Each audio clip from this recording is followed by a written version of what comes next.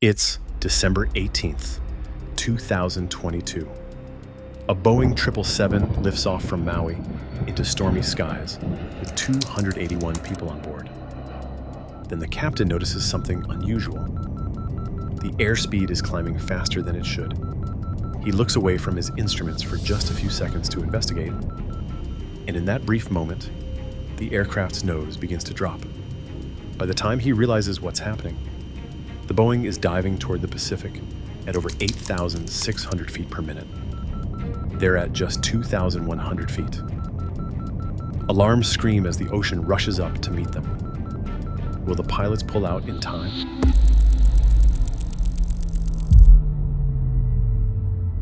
This is the story of United Airlines Flight 1722. On the afternoon of December 18, 2022, a Boeing 777 sat at Kahului Airport on the Hawaiian island of Maui. The aircraft was scheduled to fly northeast across the Pacific Ocean to San Francisco International Airport, a journey covering approximately 2,400 miles with an estimated flight time of around 5 hours. In the passenger cabin, 271 travelers were settling into their seats, most of them likely looking forward to arriving on the mainland before the evening. None of them could have imagined what would unfold in the minutes after takeoff. The weather that afternoon was far from ideal. Heavy rain reduced visibility across the region, and warnings about low-level wind shear had been issued for the airport. These weren't unusual conditions for Hawaii, where the interaction between ocean air and island terrain could create unpredictable atmospheric disturbances. But on this particular day, the skies around Maui were especially unsettled. The captain preparing for the flight was a 55-year-old veteran pilot with an impressive resume. He had logged over 19,600 flight hours throughout his career, with 5,000 of those hours accumulated on the Boeing 777 alone. He had flown in all kinds of weather, handled countless challenging situations, and had earned the responsibility of the left seat through years of demonstrated competence. For this flight, he would be the pilot flying. Sitting to his right was the first officer, a younger pilot who had previously worked at Hawaiian Airlines. He brought approximately 5,300 flight hours to the cockpit, which was respectable experience by most standards. However, there was one detail that would prove significant in the events to come. He had only 120 hours on the Boeing 777. He was relatively new, not just to this particular aircraft type, but to United Airlines itself. For this flight, he would serve as the pilot monitoring, responsible for handling radio communications and assisting the captain with checklists and procedures. As the pilots arrived at the aircraft and began their preparations, the captain spoke with the purser about the flight ahead. She informed him that the earlier arrival into Maui had been turbulent, a sign of the atmospheric instability in the region. The captain briefed her on the departure, emphasizing that flight attendants should remain seated during the climb due to the poor weather conditions. He wanted everyone secured until they could reach smoother air. Meanwhile, the first officer conducted the pre-flight walk-around, inspecting the exterior of the aircraft for any visible issues. As he finished, his phone buzzed with a text message from a friend. The news it contained was alarming.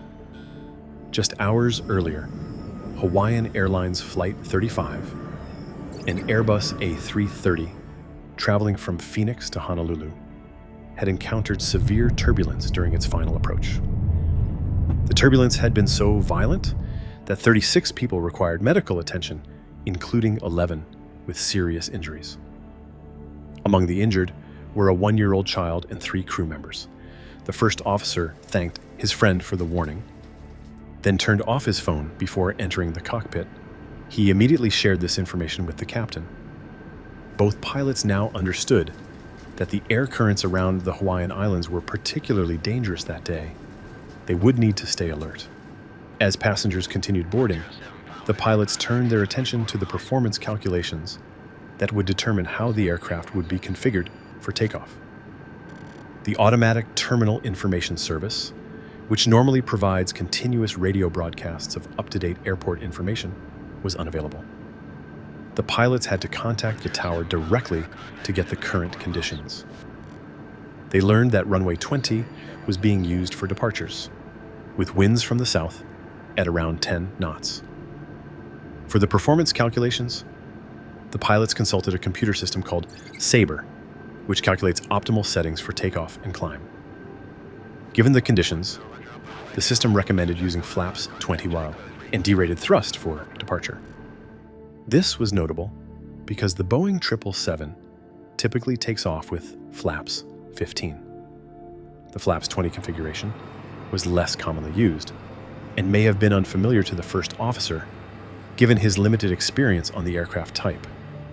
With all pre-flight checks completed, the pilots contacted Maui Tower and requested clearance for pushback and engine start. At approximately 2:30 in the afternoon, the aircraft began moving backward from the gate. But during this process, the crew received unexpected news. The active runway had changed to runway 02, the opposite direction from what they had originally planned. This meant the pilots had to reassess everything. They quickly recalculated their performance data for the new runway configuration. Given the reports of significant low-level wind shear from other pilots in the area, they made an important decision. Instead of the originally planned reduced thrust, they would use maximum thrust for takeoff. They kept the flaps at 20 degrees. The combination of full power and the higher flap setting would give them the best chance of a safe climb through the turbulent conditions. After a short taxi, they reached the holding point and were cleared to line up on runway 02. The windshield wipers were set to high, sweeping back and forth against the heavy rain.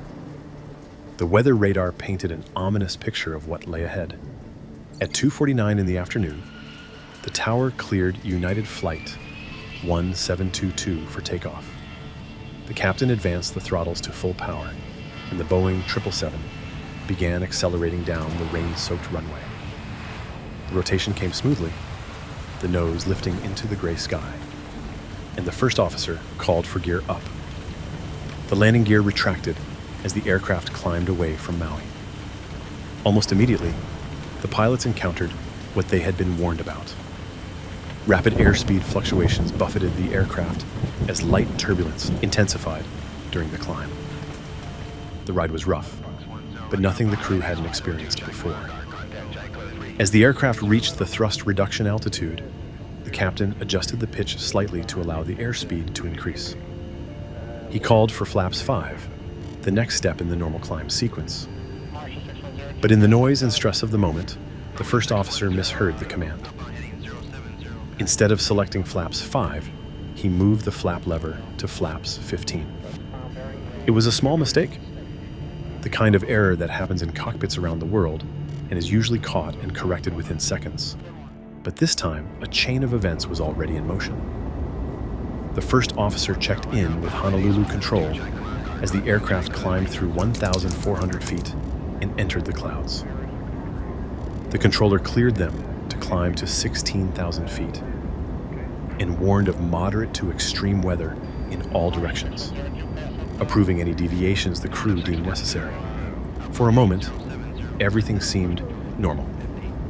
The aircraft climbed steadily, and the crew focused on their respective tasks. Then the captain noticed something unusual.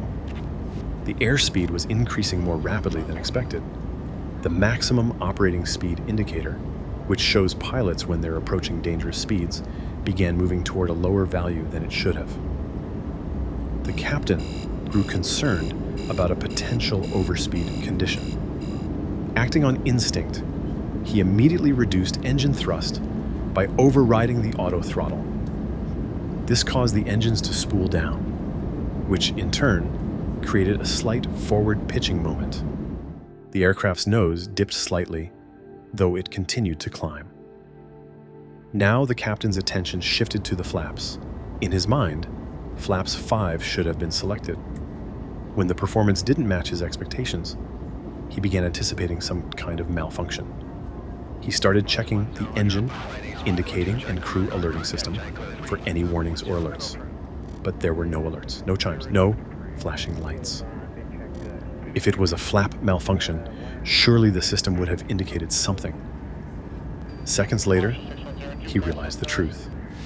The flaps weren't set to 5, they were set to 15. The first officer had selected the wrong setting. The captain called for flaps 5 again, twice, then looked over to ensure his colleague was selecting the correct position. But precious seconds had already been lost. While the captain had been investigating the flap issue, he had taken his eyes off his primary flight display. He had momentarily lost focus on the flight directors, the guidance cues that show pilots how to fly the aircraft. In those few seconds, something critical had happened. The aircraft's pitch attitude had decreased, the nose was dropping, and the airspeed was continuing to rise. The first officer noticed the rapidly changing situation. He saw the airspeed climbing and the pitch attitude changing. He asked the captain about what was happening but received no immediate response. The captain, still focused on the potential flap overspeed issue, called for flaps 1. The first officer found this strange. The captain appeared to be pitching forward during what seemed like a high-speed event. But with moderate turbulence shaking the aircraft, the first officer couldn't be certain what was happening. Perhaps the captain was compensating for some handling difficulty. Perhaps there was an instrumentation problem. The situation was confusing. What neither pilot fully grasped was that the Boeing 777 was no longer climbing. It was descending. And the descent rate was increasing rapidly. The aircraft's nose had dropped significantly. From a peak altitude of approximately 2,100 feet, the Boeing began plunging toward the Pacific Ocean at a rate exceeding 8,600 feet per minute. At that rate, they would hit the water in less than 15 seconds. The ground proximity warning system activated. Its synthetic voice cut through the cockpit noise, repeating its urgent alert over and over. The first officer recognized the danger immediately and called out the warnings. Now fully understanding the situation, the captain knew he had to act instantly. Inside the cabin, the passengers had no idea what technical problems were unfolding in the cockpit. They only knew that something was terribly wrong. The aircraft suddenly dropped, and many passengers were thrown against their seatbelts. Panic began spreading through the cabin as the descent continued. In the cockpit, the captain acted with the speed that only comes from years of training and experience. As they broke through the clouds, they found themselves face to face with the ocean. Death was staring them in the eyes. The captain pulled back hard on the control column, initially reducing thrust slightly to manage the flap overspeed concern, then quickly adding maximum power as part of the escape maneuver. He fought to bring the aircraft under control. The descent finally stopped at just 748 feet above the water. The Boeing 777 began climbing again. Its nose pitched up to 23 degrees as it clawed its way back into the sky. The maximum climb rate reached 8,680 feet per minute. The warning systems fell silent. The immediate crisis was over. From the moment the captain had looked away from his primary flight display until the aircraft reached its lowest point, approximately 10 seconds had elapsed. In those 10 seconds, the Boeing 777 had gone from a routine climb to the edge of disaster. Passengers later described the terror of those moments. One recalled seeing nothing but water filling the window, convinced they were about to crash. The screams in the cabin were overwhelming. It wasn't until the captain made an announcement that everything was okay that any sense of calm began to return. With the aircraft stabilized, the captain checked with the purser about conditions in the cabin. She confirmed that everyone appeared to be okay and that there was no visible damage. With no injuries reported and no structural concerns, the captain made the decision to continue the flight to San Francisco. Upon landing, the incident was initially not reported. There had been no damage and no injuries, so it didn't trigger the usual reporting requirements. However, the NTSB learned of the event 2 months later and opened an investigation. By that time, the cockpit voice and flight data recorders had been overwritten. limiting the available evidence. Despite these limitations, investigators identified several critical factors. The primary cause was the miscommunication between the captain and first officer regarding the flap setting. The captain's call for flaps 5 had been misheard as flaps 15. This error, combined with the severe weather and the captain's manual control inputs during his investigation of the anomaly, led to the dangerous descent. The investigation also highlighted how a momentary loss of situational awareness, just seconds of looking away from the primary flight instruments, could cascade into a life-threatening situation. In response, United Airlines revised its training modules to emphasize clear communication in the cockpit, particularly during critical phases of flight.